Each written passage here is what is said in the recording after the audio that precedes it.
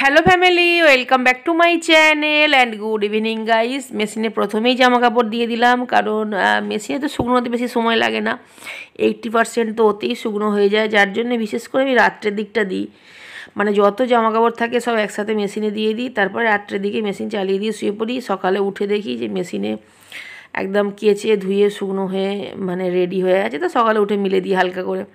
সন্ধ্যার সময় আজকে জুন ফুচকা নিয়ে এসেছিলো, তো ফুচকা পার্টি করছি আমরা মা মেয়ে মিলে। দুর্দান্ত মানে ফুচকা বানায় আর কি, এটা একটা নতুন জায়গা থেকে নেওয়া হচ্ছে। আর জুন ইদানিং না কোনো কিছু যদি আমাকে হেল্প করে, খালি বলে আমাকে ফুচকা খাওয়াতে হবে ফুচকা খাওয়াতে হবে করে, তো ওর নতায় আমারও খাওয়া হয়। এখানে কিছু সবজি কিনেছি, বিলেতি আমরা কিনেছিলাম 4টে, তার মধ্যে 2টো কাঁচাই খেয়ে নিয়েছি সঙ্গে সঙ্গে, 2টো বেঁচে আছে। মানে খুব ভালো লাগে আমার বিলেতি আমরা আর কি। রান্নাঘরে চা বসিয়ে এসেছি, আর চাটা হচ্ছে আজকে আদা দিয়ে বানাচ্ছি। আজকে চাটা একটু দেরিতে খাওয়া হচ্ছে, তার কারণ হচ্ছে আজকে ফুচকা খাওয়া হয়েছে তো সন্ধ্যার সময়, আর ফুচকা খাওয়ার পরেই চা খেলে না অম্বল হয়ে যাবে, অম্বল হয়ে গেলে কম্বল চাপা দিয়ে শুয়ে পড়তে হবে। পাখা চালিয়ে রেখেছি, কারণ অনেক জামা কাপড় শুকনো করার ব্যাপার আছে। এক সেট শুকনো হচ্ছে, এক সেট মেশিনে কাচা হচ্ছে, আবার এক সেট রেডি আছে, সেগুলো হচ্ছে আবার মেশিনে দেবো আর কি কাচতে। তো এরকম পরপর সব সাজানো আছে আমার জন্য, সবাই কাজ সাজিয়ে রেখে দেয়, কেউ নিজে থেকে ক্লিয়ার করে না। আমি যতক্ষণ না ওদের পিছনে চেঁচাবো বলবো ততক্ষণ ওরা কোনো কাজ করে না। আজকে জুনকে চা দিয়েছি, আর জুন না চা একদম পছন্দ করে না। আসলে যারা চা খায় না, যাদের চায়ের নেশা নেই, তারা কিন্তু চায়ের মর্মটা বোঝে না। আর ও যেহেতু খায় না, ওর একদমই ভালো লাগছে না। ও পুরো চাটা কিন্তু খায়নি, ফেলে দিয়েছিল পরে। আর আজকে আমার কাপে তো অনেকটা চা ছিল, তো যার জন্য ওর চাটা আর আমি নিইনি, কারণ বেশি চা একসাথে আমিও খেতে পারি না। চায়ের লিকারটা আজকে খুব ভালো দিয়েছি আর কি, মানে খুব বেশি দিয়েছি, ভালো হয়েছিল। আদা এলাচ দিয়ে খুব সুন্দর করে বানিয়েছিলাম। আর জুনের না জ্বর জানো তো, আর জ্বর গাটা গরম গরম বলে না, আর খুব ঠান্ডা লেগেছে ওকে, ওই জন্য ওকে চাটা আজকে দিয়েছিলাম, নাহলে দিই না। যাই হোক, শুভম চলে এসেছে অফিস থেকে, তো এখানে কিছু খাবার নিয়ে এসেছে আর কি। খাবার বলতে স্ন্যাক্স। তো গুজরাটের খুব ফেমাস একটা স্ন্যাক্স, সেটা হচ্ছে ফাফড়া। আর ফাফড়া আমার ভীষণ ভালো লাগে।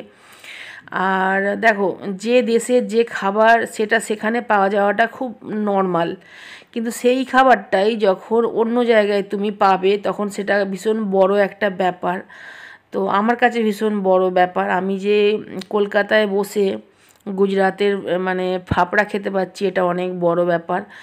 আর দাম কিন্তু প্রচুর নিয়েছে, কিন্তু বিশ্বাস করো গাইস, এত ভালো হয়েছিল না খেতে, মানে স্ন্যাক্সটা আর কি, ফাফড়ার সাথে নর্মালি লোক জিলিপি খায়, তো আমার জিলিপির দরকার নেই। আমি ওই যে একটা সেই পেঁপের চাটনি দেয় না, কাঁচা পেঁপের চাটনি, তার সাথে কাঁচা লঙ্কা তেলে ভাজা, ওটা আমার খুব ভীষণ ভালো লাগে। তো ওটা দেয়নি আর কি, তো যার জন্য আমি ঘরেতেই লঙ্কাকে ভেজে নিয়ে ওপর থেকে একটু নুন ছড়িয়ে দিয়েছিলাম।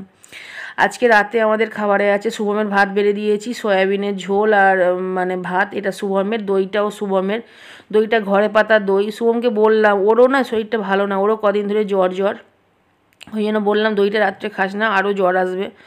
ও বললো আমাকে দাও, আমি খাবো, জবরদস্তি আর কি। তো যার জন্য ওকে একটু দিয়েছি। আর জুনকে তো আমি দেবই না, জুনকে মানে দুপুরের পর থেকে আমি আর ওকে দই টই কিছু দিই না। জুনের সঙ্গে সঙ্গে জ্বর চলে আসবে, একদম সহ্য হয় না। আমাদের ঘড়িটা না বন্ধ হয়ে গেছে জানো তো, এখন না 2:30 বাজে লাগছে, তাই তো, কিন্তু 2:30 বলতে কি রাত 2:30 নয়, রাত তো বাইরে দেখতেই পাচ্ছ অন্ধকার, রাত 2:30 নয় গো, এখন হচ্ছে মানে ওই হবে হয়তো 9:30 10টা হয়তো হবে, কি 10:30 এইরকম হয়তো হবে।